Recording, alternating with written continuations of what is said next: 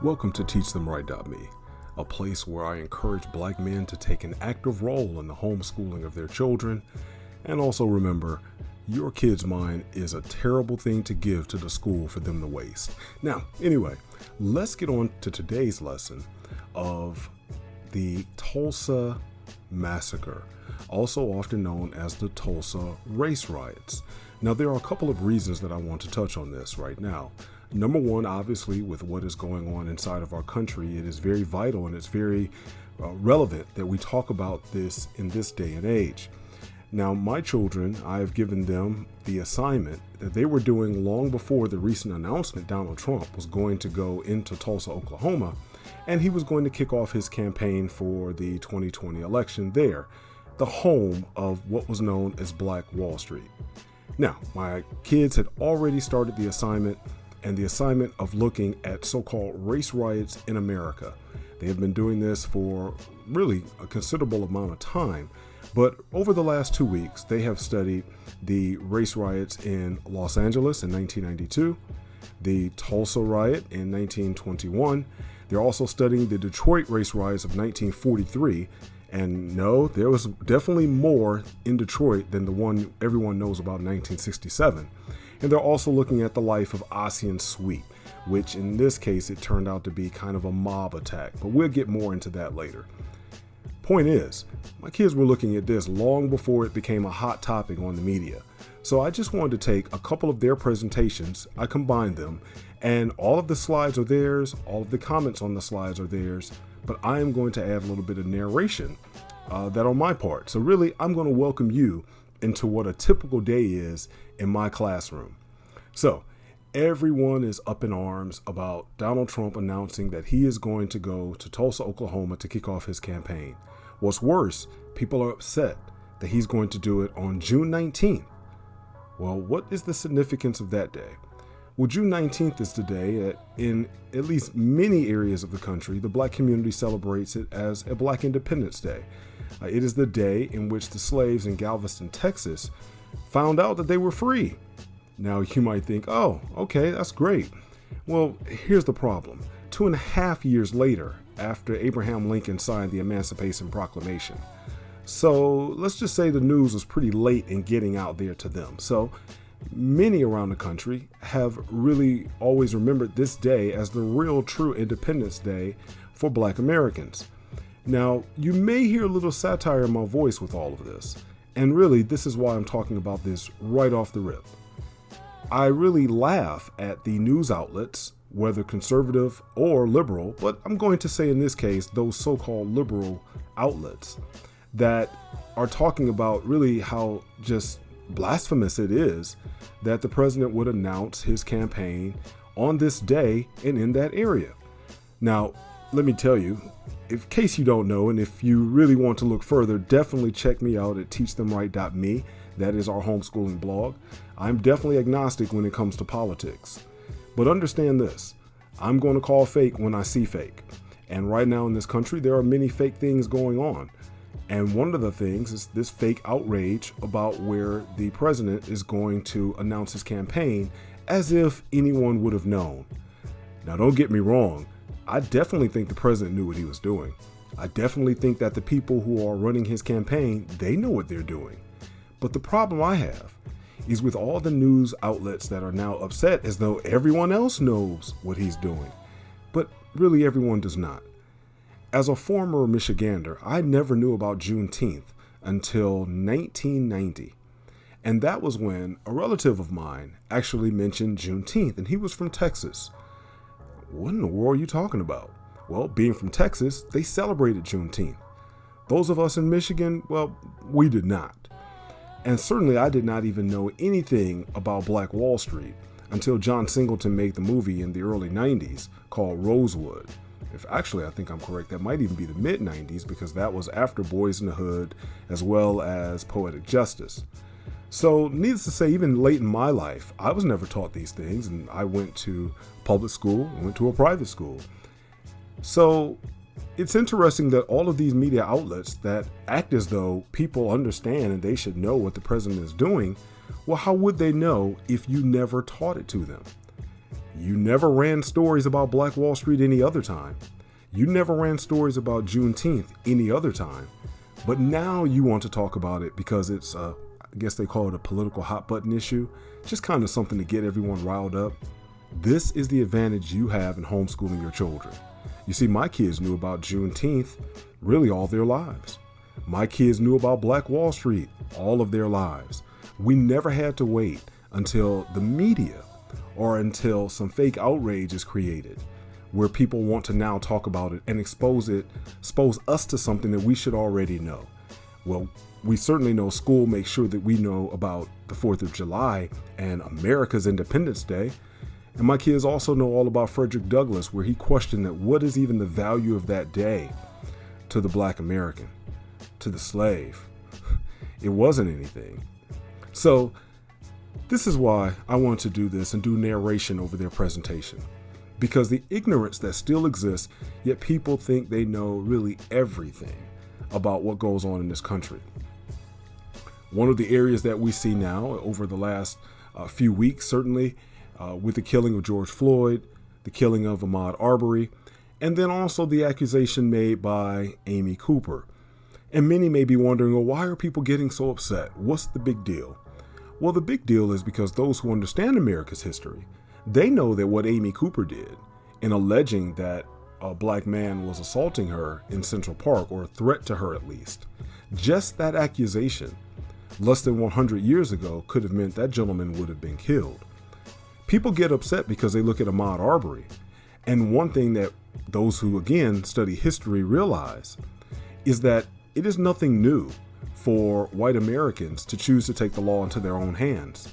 In this case, these men said they were going to make a citizen's arrest, and they ended up killing Ahmaud Arbery.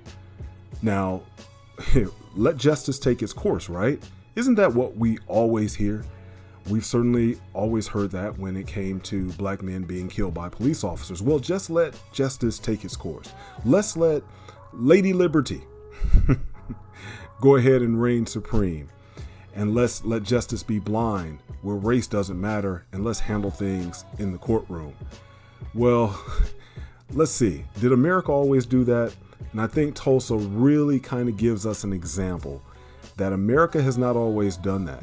And as a matter of fact, as I've had to explain to many people on social media and conversations that I've had personally with people, people are often very short-sighted on the problems of today and what should be done. They forget that many of the solutions that they give Black Americans, many white Americans never followed that same advice themselves historically. And the so-called Tulsa race riot is a great example. So when we look at the race riot, really many call it a massacre. It took place in Greenwood, Tulsa, Oklahoma, on May 31st through June 1st, 1921. Now, Greenwood was known as Black Wall Street, and it was a very prosperous place for Black businesses. Many had businesses such as restaurants, grocery stores, jewelry stores, clothing stores, movie theaters, barbershops, a library, doctors, lawyers, dentist offices were there. Yes, that means that Black people actually thrive pretty well, even amid staunch segregation. I think those who certainly study integration and segregation, one thing that gets to be pretty obvious, that when left alone, many Black communities flourished under segregation. The problem often was they could not be left alone. And we think Greenwood is probably a good example of what happens when they were left alone and why many of those communities do not exist today. Now, the district also had their own school system, post office. Now, what led to the massacre? Well, really no one knows. There are a lot of rumors at how it all got started, much the same way as we would later on see in life with Emmett Till. So one of the rumors is that around 4 p.m., 19-year-old, he was a Black shoe shiner, and he got into an elevator to use the bathroom on the 3rd floor. Now in the elevator was Sarah Page. She was 17, a white elevator operator. Roland tripped as he got into the elevator, and as he tried to catch his fall, he grabbed onto the arm of Page, who screamed.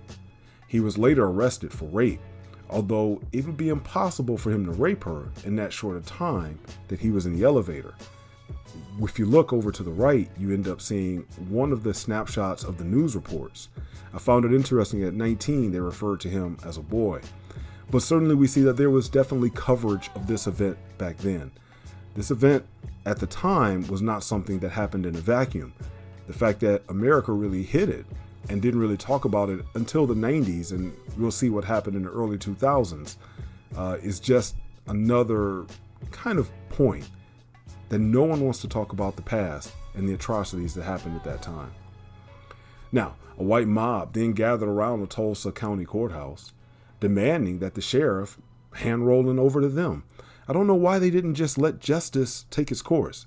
But meanwhile, a group of Black Americans, and many of them were veterans from World War I, were arming themselves in Greenwood, fearing that Roland was going to be lynched by the mob. And they went to the courthouse to defend Roland. So the lynch mob formed. They were going after Roland. 3 white men entered the courthouse demanding that Roland be turned over to them, but the sheriff turned down the men's offer. Now, later, 700 white people were outside the courthouse and appeared to be a lynch mob. Black people were determined to prevent the crowd from lynching Roland. So a group of approximately 50 to 60 black men, armed with rifles and shotguns, arrived at the jail to defend Roland from the mob. The sheriff denied their request and the men returned to Greenwood. But after they heard that rumor, well, they went back and then they showed up. Now, there was an incident where a white man tried to disarm one of the black veterans and a shot was fired. Now, whether that shot was on accident or not, the white men interpreted this as permission to start shooting the black men. So at this first courthouse battle, according to reports, whites began to fire at blacks, who then fired back at the whites. As a result, 10 whites and 2 blacks lay dead in the street at the courthouse. This was the starting of the 1921 race riot, and some would say it was more of a massacre with what would take place next. After the initial gunfight, the black men returned to Greenwood. The white mob, after being deputized by the local police, wreaked havoc on the town. The white mob arrested 6,000 residents of Greenwood, putting them into camps. Yes, black people were put into camps in 1921. We certainly know the Japanese were put into camps during World War II, internment camps. We certainly know that the Jewish community was put into camps in Germany. How interesting it is that all of those other groups received some form of reparations for what happened to them and for being unjustly, to say imprisoned is putting it mildly. Well, let's see what they end up getting in Greenwood. Now, the National Guard ended up showing up. They were mobilized, and they spent their time protecting the nearby white neighborhood, fearing a counterattack that never came.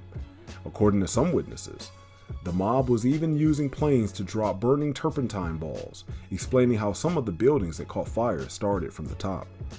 This is also key because there were eyewitness reports, and if you think about this, it's often said that Greenwood was the first example that we have of America dropping bombs on its own citizens.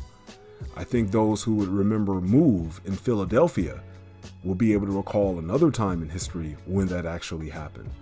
What's interesting is that it happens to Black Americans. In the end, though, Dick Rowland, the shoe shiner that seemed to get all of this started, that was accused of raping this white woman, or at the very least, he touched her, well, he was exonerated. And no one else was ever arrested. The aftermath. In 1921, it was said that 9 white people and 68 black people had died in a riot. But shortly afterward, the number changed to a total of 176 people who were dead and 800 plus injured in the riot. Now, 1,256 houses were burned and 215 were looted. Estimated losses are $750,000 in personal property. 10,000 people, mostly black, were made homeless by the riot.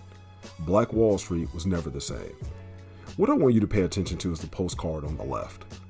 Once again, our history is not hidden from us. It's just no one teaches it to us. You see a postcard on the left that talks about the total destruction of a community. Imagine people buying postcards and sending those postcards out as we do today when we go somewhere nice and neat like the Grand Canyon or Sedona or the Golden Gate Bridge, and we send a postcard telling everyone, hey, look where I'm at, look how beautiful it is.